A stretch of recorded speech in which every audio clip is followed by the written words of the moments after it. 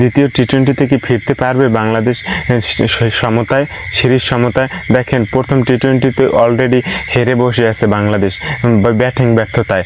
আবার কি সেই ব্যাটিং ব্যর্থতা দেখা যাবে, সেই পুরনো সেই পরিণতি দেখা যাবে ব্যাটিংয়ে? দেখেন তাহলে কিন্তু আমরা সিরিজ বাঁচাতে পারবো না অস্ট্রেলিয়ার বিপক্ষে। দেখেন দ্বিতীয় ম্যাচ কিন্তু আমাদের অবশ্যই জিততে হবে যদি এই সিরিজটা রক্ষা করতে হয়, সিরিজটা জেতার আশা করতে হয়।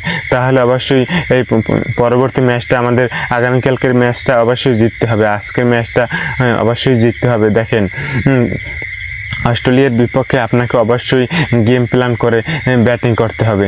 দেখেন যে যা খুশি তাই ব্যাটিং করলে কিন্তু আপনি ব্যাটিং ফ্লপ করবেন, এটাই স্বাভাবিক।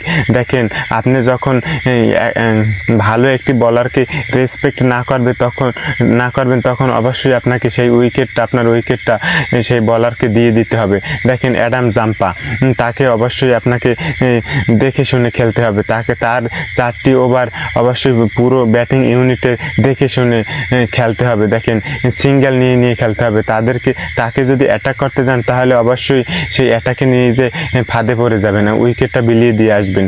দেখেন সেই পরিণতই হয়েছে। কিন্তু দেখেন কোনো ভালো বলারকে রেসপেক্ট করতে চায় না, পাড়ার ক্রিকেটের মতো। দেখেন একেবারে বল পাইছি, প্রত্যেকটা বল 6-এর জন্য চার্জ করব, দেখেন ব্যাট টানবো 6-এর জন্য, এটা কিন্তু চাইলে হবে না। আপনাকে অবশ্যই ধরে বুঝে ব্যাটিং করতে হবে। দেখেন অ্যাডাম জাম্পার যদি 4টা ওভার আমরা ভালোভাবে কন্ট্রোল করে খেলতে পারতাম এবং আরও দেখেন বলারদের আমরা যদি ফার্স্ট দিকে দেখেন রেসপেক্ট করতাম তাহলে কিন্তু লাস্টের দিকে আমার মনে হয় কিছু রান উঠতো। আর দেখেন 60 থেকে 70 রান হয়তো আমরা করতে পারতাম অস্ট্রেলিয়ার বিপক্ষে। যদি এই জন্যই আমরা দেখেন বাজে মাইন্ডসেটের জন্যই আমরা এখন পর্যন্ত ছোট দল আছি টি-20-তে।